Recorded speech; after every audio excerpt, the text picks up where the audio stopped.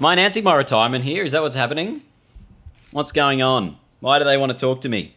Well, look, everyone. I guess the jig is up.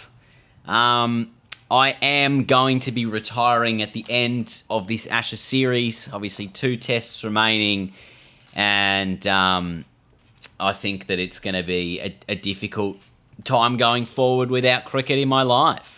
I mean, what you can expect next is something a little bit different. You know, will I ever return to cricket? That's maybe a question mark over that. But I imagine at some stage on the horizon there'll be something where I will be returning to the cricket format, but probably not at international level at this stage. It's honestly been tough, but it's the decision I've made, and you know, that's what I'm going to have to live with. And there we go. Walking off after I announce my retirement at the end of this series.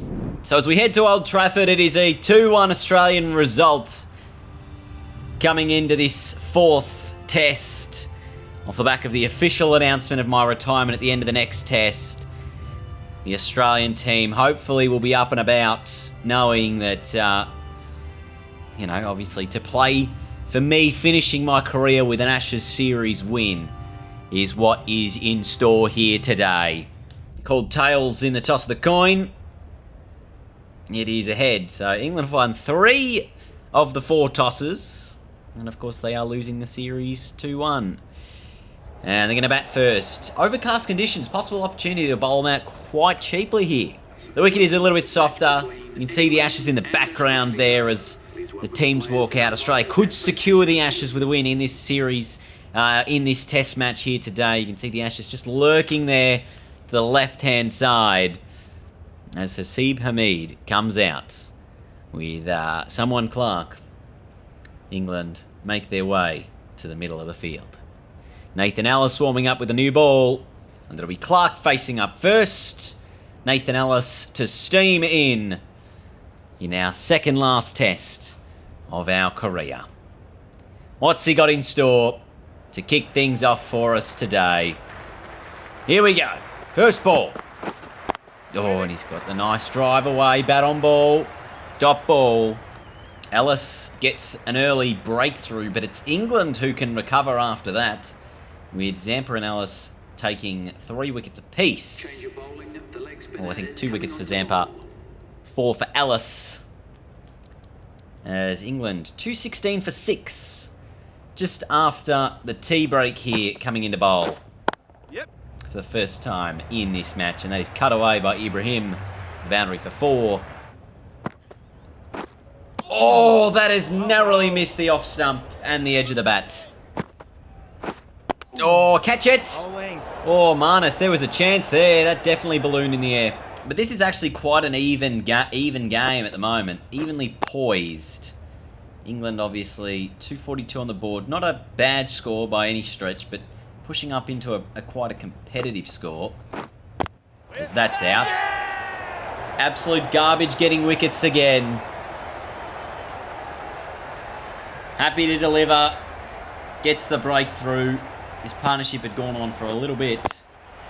Well taken by Marnus. Probably missed a couple of chances before that. That's the big wicket of Ibrahim. He's out for 51. Ollie Robinson.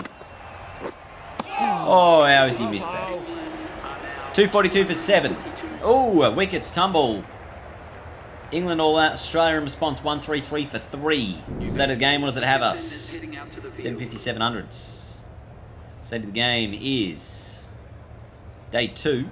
Moriarty with the ball. He's got 255. Australia still 133 behind. So they're halfway towards the England first innings total. 7 wickets in hand. England were in a similar position. They lost a little clump of wickets at that point. Nice one. So we're going to see how we go here.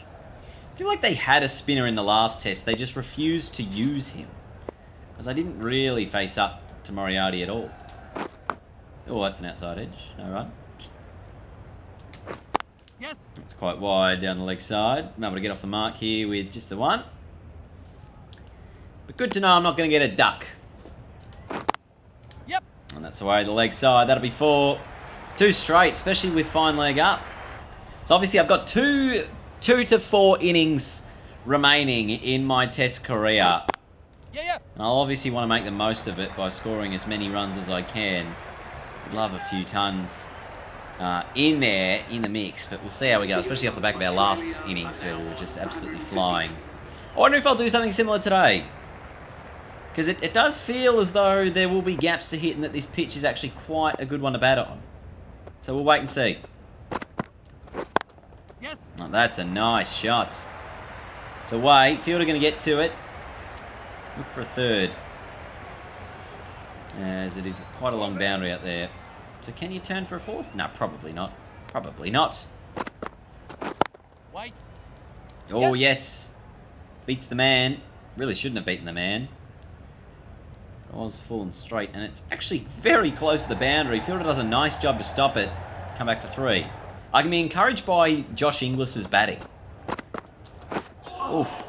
Because he is currently 39 from 53, so he's striking at probably about 75 to 80. And that's, you know, that's the area I like to operate around. I mean, I like to operate around the hundreds of the strike rate. Edged, and oh, it might have been put down. I don't know if it carried. That's a good delivery. Replay suggests it might have just carried. In and out of Petman's hands. So dropped on 16 by Petman off the bowling of Ollie Robinson. Missed opportunity for England there. Whoa! Survived that over. 162 for 3. Robinson troubled us previous over. Wait there. Yes. That's too straight from him. Too full and straight. I'm going to get the full face of the bat on it. Again, not out of the middle, just the 2. But he is operating best from that line that is a little bit like a good length or just slightly back of a good length is the area that troubles me. Waiting. And that's straight to the man. Wait. Yep. Oh, not really on, but we'll get there. That was on. Edged and taken. And it is that back of a length that has continued to trouble me. And on this occasion, I'm out for just 19. Good take. So the drop didn't hurt England too much. 4 for 177. Cameron Green didn't last long in the tail. Oh, they've done an alright job here as Josh Inglis kept going and going. Got close to the 200 and England needs something. Get themselves back into the game. Tom Clark still in. And I've got an opportunity with the ball. So England have done a good job here. They've got themselves back in front of the game. They're up by 21 runs. Oh, is that going to hit the stumps? Not for off the pad. So they're 21 up, as we said. Still 8 wickets in hand. What kind of a chase can they set Australia to keep themselves in the hunt of this Ashes series? That is the challenge as that ball is cut away for 4. And Clark, he could be the key. Well, this partnership, clearly the key. Both guys in, relatively set. Starting to put together a decent partnership, but it's all about the target. They can't afford a collapse at this stage, England. I need to do their very best. 148 for 2. Exactly what I'm trying to come up with. Yep. That's in the cover gap. And away to the boundary. I don't mind that, though, because he's opening up that gap in between bat and pad. Yep. Oh, sweeps it away. Sort of cross bats it away. Anyway, they want 2. They'll just get the 1. So I don't mind this over the wicket to the left-hander. Because you can set him up for an edge. You can set him up for an LB. You can set him up for the bat pad. There's all kinds of opportunities. That's a nice shot to the boundary. Ends the over at 161 for 2. As Holden also brings up his 50. Yep. Edged! Oh, it was a wrong un. It turned a long way. And Cameron Green just doesn't have that level of wingspan to stop the boundary or to stop the edge getting past. But Clark, dangerous. Yeah, yep. Still feel he's vulnerable from around the wickets. but maybe I go and use the same strategy I was using against Holden, which is over the wicket. Now, small little byplay in this match. England obviously leading by 71 runs, as Clark does get to his 100. And this is the last session here on day number 3. So we're going to have 2 days left. Should England make, let's say, a lead of 350 to 400, will take us to day 5.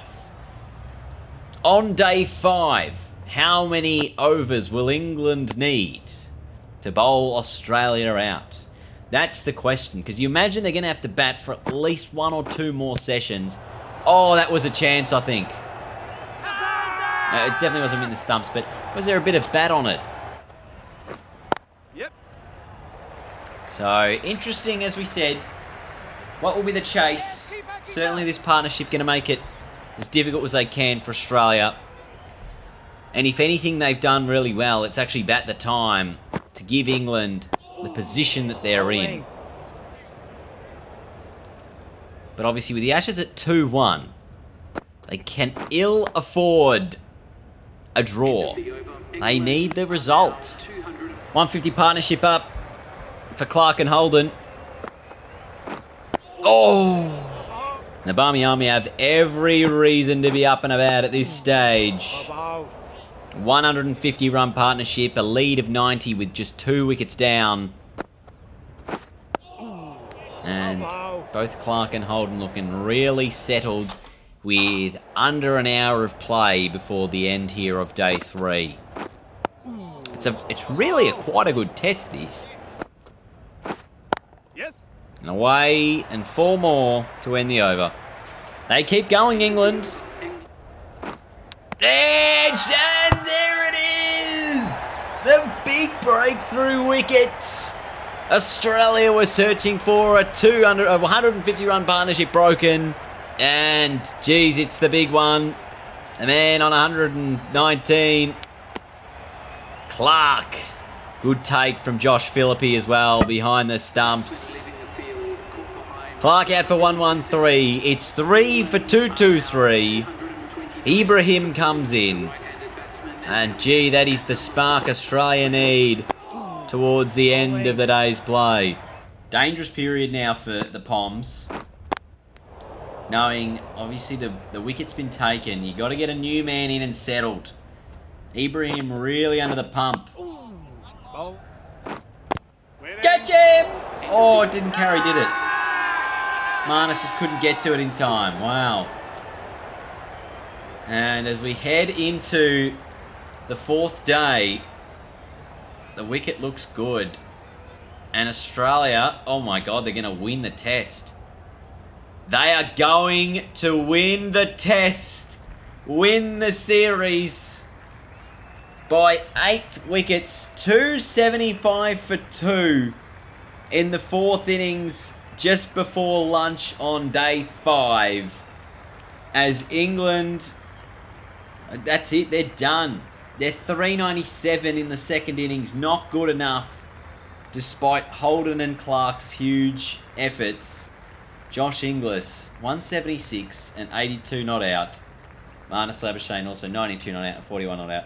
Very good with the bat for Australia as they win the Ashes, win the series, and it's 3-1 as we head into that final Ashes test in the next video.